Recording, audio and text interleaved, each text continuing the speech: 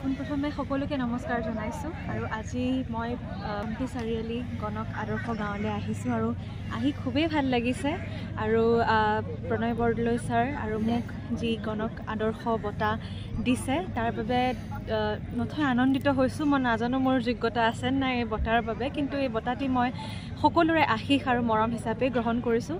বঁটা পোৱাৰ লগে লগে বহুতখিনি ৰেছপনচিবিলিটি আহি যায়, বাঢ়ি যায়।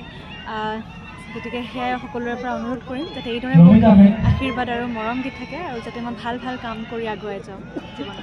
আমাৰ মৰমৰ ৰিলিজ হ'বলৈ গৈ আছে এই মাহৰ 8 তাৰিখে আৰু মোৰ ইউটিউব চেনেল নাহিদ আফৰিন অফিচিয়েলত এই গীতটি আপোনালোকে শুনা পাব, লগতে ভিডিঅ'টিও দেখা পাব, য'ত মই এইবাৰ এগৰাকী এক্ট্ৰেছ হিচাপে ওলাইছোঁ দেই।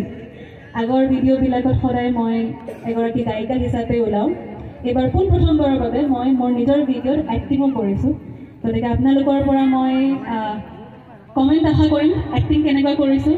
গানততো কমেণ্ট কৰিবই, সদায় কৰি আহিছে, কিন্তু এইবাৰ মোৰ অকণমান এক্টিং স্কিলতো কমেণ্ট কৰিলে মই ভাল পাম। এক্টিং ভালদৰে কৰিছোঁ নে নাই কৰা, যথেষ্টখিনি প্ৰশিক্ষণ লৈ মই এক্টিংটো কৰিছোঁ। গতিকে আশা কৰিছোঁ আপোনালোকে গীতটি শুনি ভাল পাব।